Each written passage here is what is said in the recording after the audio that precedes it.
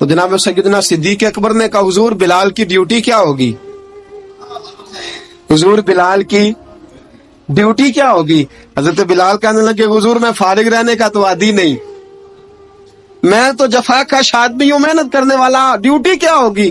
رسول پاک نے فرمایا بلال یہ میرا گھر ہے، آج کے بعد میرا نہیں یہ تیرا گھر ہے۔ فرمایا میں مصروف ہوتا ہوں تبلیغ کے کاموں میں، گھر کیا لانا ہے وہ تیری ذمہ داری ہے، کہاں سے لانا ہے وہ بھی تیری ذمہ داری ہے، پیسے کہاں سے آئیں گے میں تجھے بتلاؤں گا، کہاں لگانے ہیں تجھے ایک دفعہ بتاؤں گا، پھر تو لایا کرے گا، تو ہی لگایا کرے گا۔ فرمایا میرا پرسنل سیکٹری بن کے رہے گا، تو خاص مقام تجھے دیا جائے گا۔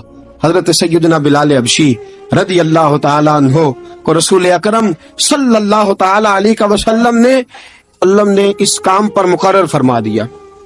اب دیکھیے حضرت بلال رضی اللہ تعالی عنہ جب در مصطفیٰ صلی اللہ تعالی علیہ وسلم پر پہنچ جاتے ہیں، اور پہنچنے کے بعد کیا مسئلہ ہے جی، کیوں نہیں چل رہا؟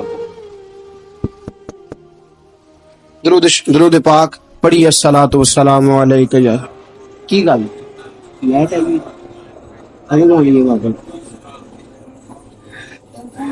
میں یہ گزارش کر رہا تھا کہ حضرت بلال حبشی رضی اللہ تعالیٰ عنہ کو رسول پاک نے یہ ڈیوٹی عطا فرما دی۔ اب پتہ کیا ہوتا، حضرت پردے کی آیتیں تو ابھی آئی نہیں تھی، حضرت بلال رضی اللہ تعالیٰ عنہ رسول پاک کے ساتھ